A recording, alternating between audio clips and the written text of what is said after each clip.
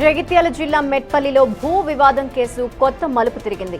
మహిళపై కర్రలతో దాడి జరిగినట్టు భావించిన ఘటనలో సంచలన విషయం వెలుగులోకి వచ్చింది. భూ వివాదం కారణంగా జూన్ 15న మఠంవాడకు చెందిన గోనెల లక్ష్మిపై బంధువులు దాడి చేశారు.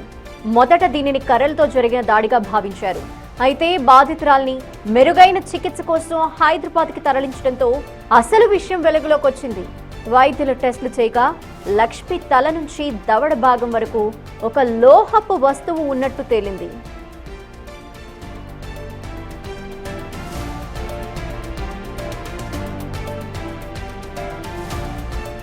సర్జరీ చేసి ఆ వస్తువుని బయటికి తీయటంతో కేసు కొత్త మలుపు తిరిగింది. అది కంట్రీ మేడ్ తుపాకీ బుల్లెట్ అయి ఉంటుందని అనుమానిస్తున్నారు. నిందితుల వద్ద బీహార్ కూలీలు పనిచేస్తున్నారు. వారి ద్వారా అక్రమ ఆయుధాలు తెప్పించారా అనే కోణంలో విచారిస్తున్నారు పోలీసులు. ప్రస్తుతం ఆ లోహపు ముక్కని ఫోరెన్సిక్ ల్యాబ్ కి పంపించారు. రిపోర్ట్స్ వచ్చిన తర్వాతే ఆ వస్తువు ఏంటనే దానిపై క్లారిటీ వస్తుంది.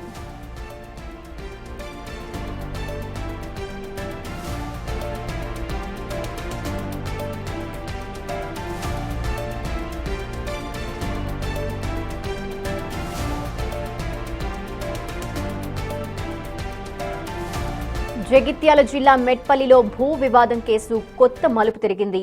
మహిళపై కర్రలతో దాడి జరిగినట్టు భావించిన ఘటనకు సంబంధించి సంచలన విషయం వెలుగులోకి వచ్చింది. భూ వివాదం కారణంగా జూన్ 15న మఠంవాడకు చెందిన గోనెల లక్ష్మిపై బంధువులు దాడి చేశారు. మొదట అది కర్రలతో జరిగిన దాడిగా భావించారు అంతా. అయితే బాధితురాల్ని మెరుగైన చికిత్స కోసం హైదరాబాద్కి తరలించడంతో అసలు విషయం అప్పుడు బయటపడింది. వైద్యులు టెస్టులు చేస్తే లక్ష్మి తల నుంచి దవడ భాగం వరకు ఒక లోహపు వస్తువు ఉన్నట్టు తేలింది. సర్జరీ చేసి ఆ వస్తువుని బయటికి తీయటంతో కేసు ఇప్పుడు కొత్త మలుపు తిరిగింది.